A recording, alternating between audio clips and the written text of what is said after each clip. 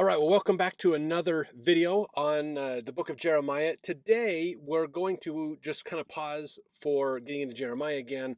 I know I've done this a couple times already, but there's just so much great historical information to learn about. Now, the book of Jeremiah is a very important book for a lot of reasons. There's a lot of historical value to it. There's a lot of religious value to what happens. If you think about it, Jeremiah is a very important point in Jewish history. It's the end of the first temple period, and then talking about the beginning of the second temple period, 70 years later, when the Jews come back from exile from Babylon. A lot of world history, a lot of things going on at this time. There is one thing that is important for us to bring up, and we're going to I bring this up now because we're going to talk a little bit about this idea as we go through the book of Jeremiah. So there is another book that was written about the time of the book of Jeremiah. It is not in the Bible. In fact, scholars didn't even know this book existed, or these writings, I should say, existed until the 20th century. It was in the 1900s when they discovered these writings. So, I mean, King James Version of the Bible, all that had already been done. And then they've discovered this basically almost 100 years ago, that they discovered some new writings coming from the time of Jeremiah. So I want to talk about these writings because they are very important. If you want to get into more detail on this time frame, then this is a great resource for you to look at.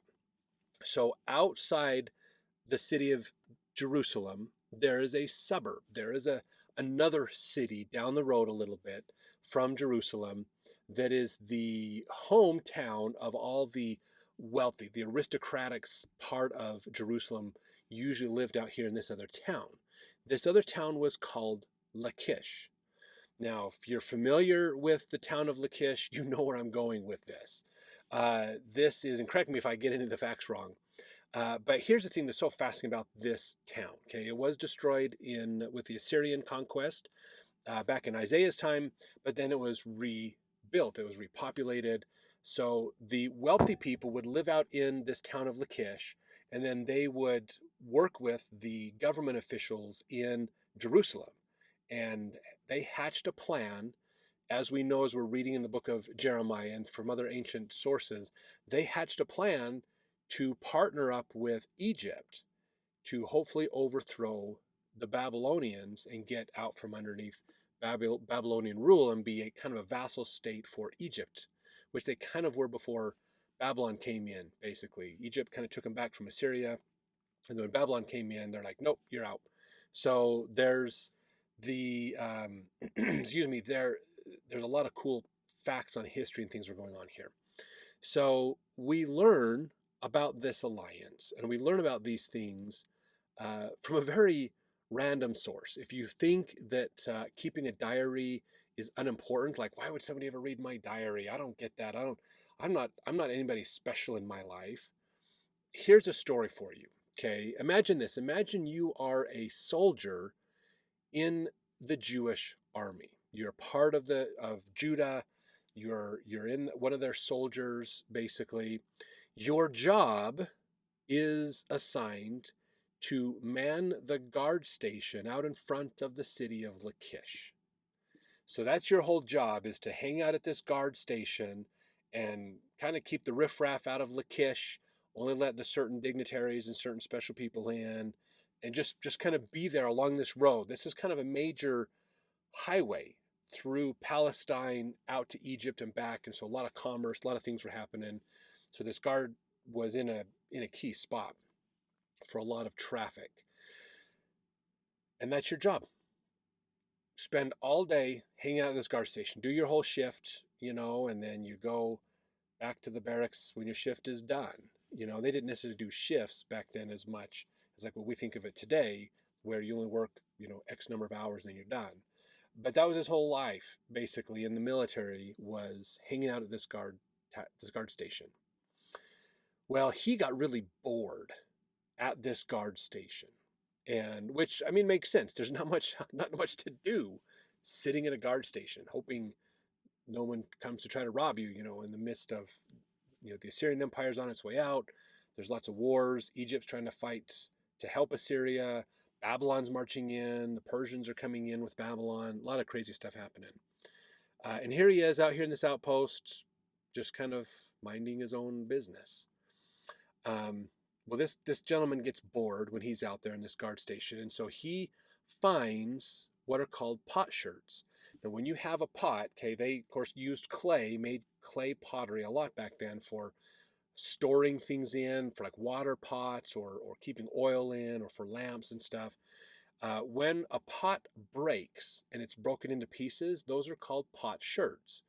So what this guy was doing is he was finding potsherds, broken pieces of pottery, and to pass the time, he was writing on the potsherd a letter to his wife, talking about what's going on in his boring life, basically.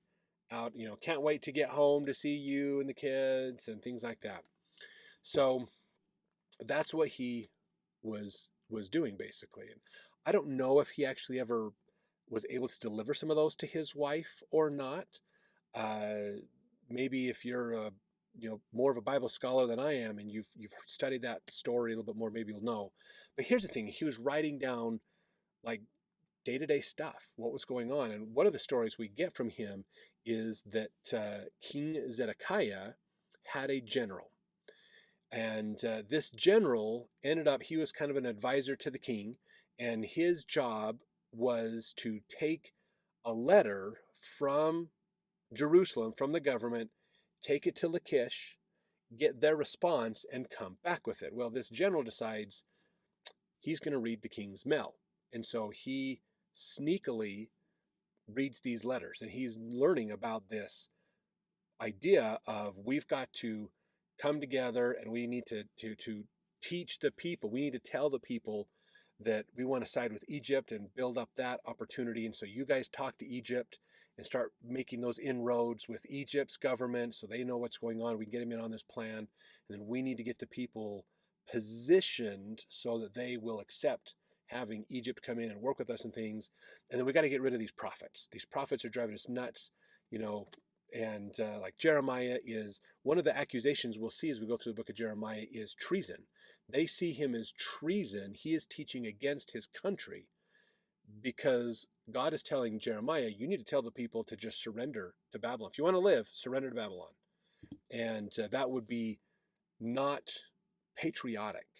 They're trying to build a sense of patriotism in their fellow countrymen to fight, to defend. And so that's why they have the prophets, that which are, we now know as the false prophets, that are going, oh yes, if you fight, you will win, you will be victorious, and these kinds of things. And so Jeremiah is doing the opposite. Well, they decide we need to hatch a plan to basically kill Jeremiah. This general happens to be someone who agrees with Jeremiah. And so he ends up warning Jeremiah and the other prophets, hey, they're coming to kill you guys. You need to get out of here. And so he warns them, and then that kind of foils the plot. And I think Zedekiah eventually finds out about this general and has him executed or something. But anyways, this guy at this guard tower is telling these stories of some of the drama and some of the crazy things that are happening at that time. So he ends up, he's just an average guy. He's not a historian. He's not a general. He's not a government official. He's just a soldier hanging out at a guard station. Well, when Babylon comes through, they completely obliterate the area. And we're going to read more about that in Jeremiah's story as well.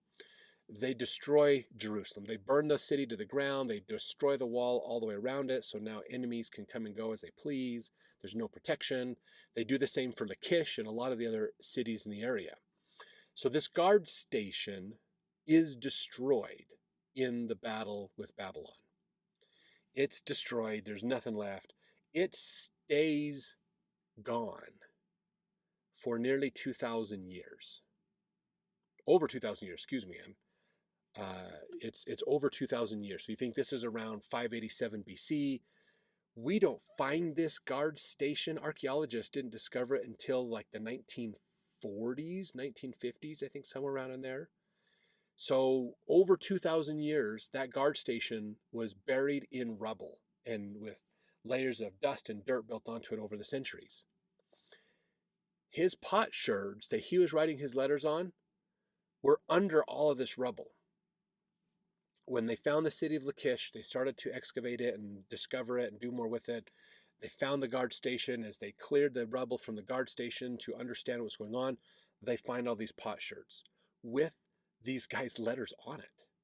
His letters are now historical documents of what was going on at the time. So this is called the Lachish Letters, or Lachish Letters A, I think is how you say it.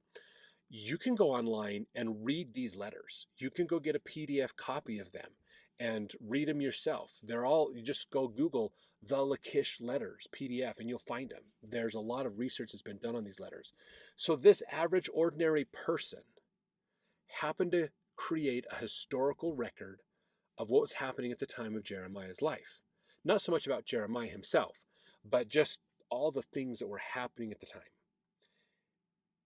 And now they are a very, very valuable historical document. So if you ever think that your journal is going to be worth nothing, think again. Give it about 2,000 years and your journal is going to be a treasure trove of insight and information for scholars and historians.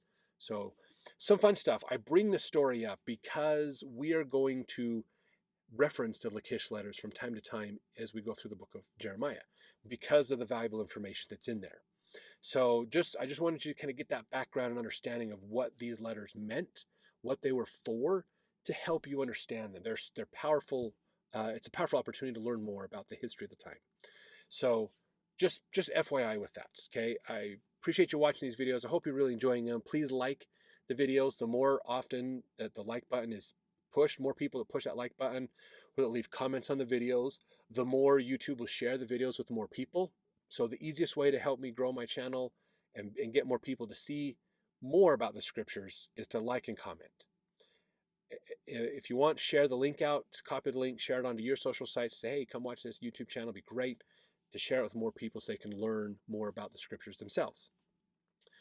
We look forward to the comments that you leave. Love talking with you through the comments and having dialogues there.